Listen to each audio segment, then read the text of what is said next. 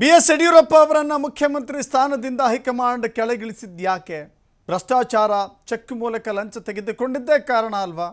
ವಿಜಯೇಂದ್ರ ಮಾಡಿದ ಹಗರಣದಿಂದ ಸಿಎಂ ಸ್ಥಾನಕ್ಕೆ ರಾಜೀನಾಮೆ ಕೊಟ್ಟಿದ್ದು ಯಡಿಯೂರಪ್ಪ ರಾಜೀನಾಮೆ ಕೊಡಲಿಕ್ಕೆ ಪ್ರಮುಖ ಕಾರಣ ಅವರ ಭ್ರಷ್ಟಾಚಾರ, ವಿಜಯೇಂದ್ರ ಮಾಡಿದಂಥ ಭ್ರಷ್ಟಾಚಾರ ಅನ್ನೋದು ಬಸನಗೌಡ ಪಾಟೀಲ್ ಯತ್ನಾಳ್ ಅವರ ಮಾತು. ನನ್ನನ್ನು ನೀವು ಹೊರಗಡೆ ಹಾಕಿರಬಹುದು, ಇವತ್ತು ಹಿಂದುತ್ವ ನಾಯಕ ಬೇಕು ಅಂತ ಹೇಳಿ ಹೋರಾಟ ಮಾಡ್ತಾ ಇದ್ದಾರೆ. ಎಲ್ಲ ಸಮುದಾಯದ ನ್ಯಾಯಕ್ಕಾಗಿ ಸದನದಲ್ಲಿ ಹೋರಾಟ ಮಾಡಿದವನು ನಾನು.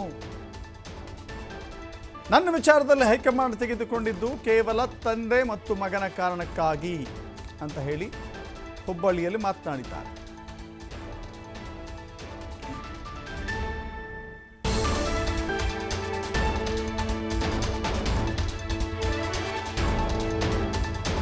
ಯಡಿಯೂರಪ್ಪ ದೊಡ್ಡ ವ್ಯಕ್ತಿಯಾಗಿದ್ದೇ ವೀರಶೈವ ಲಿಂಗಾಯತರ ಹೆಸರು ಹೇಳ್ಕೊಂಡು ಬ್ಲ್ಯಾಕ್ ಮೇಲ್ ಮಾಡ್ಕೋತೀವಿ. ಇವತ್ತಾದ್ರೂ ಅದೇ ಪ್ರಕ್ರಿಯೆ ಮುಂದುವರೆದಿದೆ.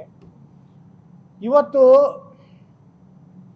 ಈ ವೀರಶೈವ ಲಿಂಗಾಯತರ ಬ್ಲ್ಯಾಕ್ ಮೇಲ್ ಮಾಡಿಕೊಂಡು ಮುಖ್ಯಮಂತ್ರಿ ರಾಜೀನಾಮೆ ಕೊಡ್ಬೇಕಂತ ಹೈಕಮಾಂಡ್ ಹೇಳಿದಾಗ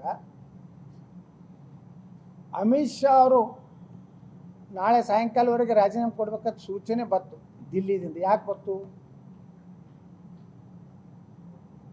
ಇವ್ರನ್ನ ಯಾಕೆ ತೆಗೆದ್ರು ಮುಖ್ಯಮಂತ್ರಿ ಹುದ್ದೆಯಿಂದ?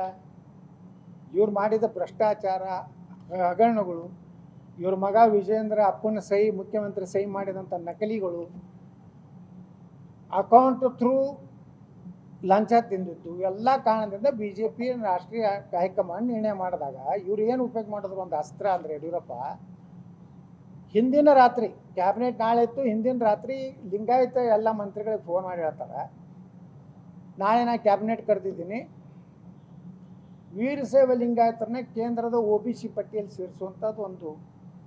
ಯಡಿಯೂರಪ್ಪ ದೊಡ್ಡ